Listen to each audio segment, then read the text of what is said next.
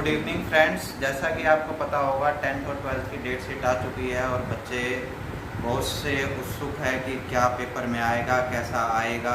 पहला ही paper 10th class का math subject का है जो कि 17 फरवरी को टेंटेटिव डेट शीट में दिया गया है। तो आज इसी को लेकर बच्चों की कंप्लेंट थी कि कोई ऐसा इम्पोर्टेंट टॉपिक बताओ जो कि एग्ज़ाम में आएगा ही आएगा। तो आज वही हम एक छोटा सा इम्पोर्टेंट टॉपिक लेके आए हैं जो कि बच्चों के एग्ज़ाम में काफ़ी मदद करे। चलो हम आज देखते हैं इम्पोर्टेंट कॉन्सेप्ट्स ऑफ ट्रिग्नोमेट्री, जो कि एक बहुत ही महत्वपूर्ण पार्ट रहता है एग्ज़ाम का, जो कि आता ही आता है बच्चे, और NCERT बेस्ड क्वेश्चन ही आते हैं इस चैप्टर में से। चलो आज हम एक टेबल स्टडी करते हैं जो कि बहुत ही ज़रूरी रहता है, जो कि वैल्यू टेबल जिसे हम बोलते हैं।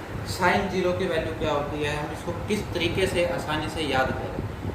बुक में दिया गया है पर इसको जल्दी से ये टेबल याद नहीं हो पाता और बच्चे काफ़ी ही परेशान करते हैं। तो सबसे पहले आपको करना क्या है, सब ऊपर आपको डिग्री लिख लेनी है। 0, 30 degree, 45 degree, 60 degree, 90 degree. Sine, cos, tan, cot, sec, cosec. Sine की वैल्यू आप इजीली याद कर सकते हो। 0, 1/2, 1/√2, √3/2, 1। अब इसके आगे की हम जानकारी आपको देते हैं कि किस तरीके से हम ये आगे का याद रहेगा। कोस क्या होता है, जो ये वैल्यू यहाँ से हमने स्टार्ट करी है इसी को आप पलट के लिख दीजिए।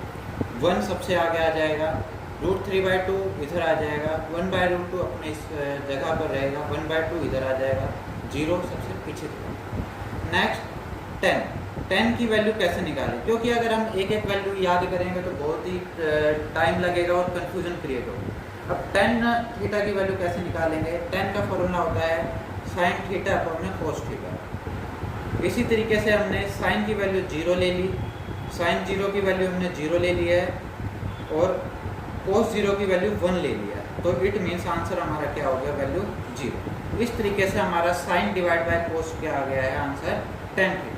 इसी तरीके से आप सभी एंगल्स की करके 10 की वैल्यू आप इजीली निकाल सकते हो।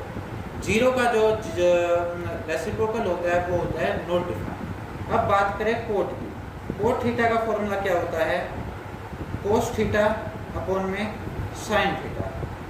इसमें क्या होता है, कोस की वैल्यू को ऊपर रख लिया जाता है, साइन की वैल्यू को नीचे रख लिया जाता है। जैसा कि कोस 0 हमने देखा 1 होता है और साइन 0 होता है। तो ये हो गया हमारा नॉट डिफाइंड, कि इसकी वैल्यू हम कभी भी प्राप्त नहीं कर पाएंगे। नेक्स्ट वैल्यू की हम बात करते हैं सेक। सेक का जो फॉर्मूला होता है, सेक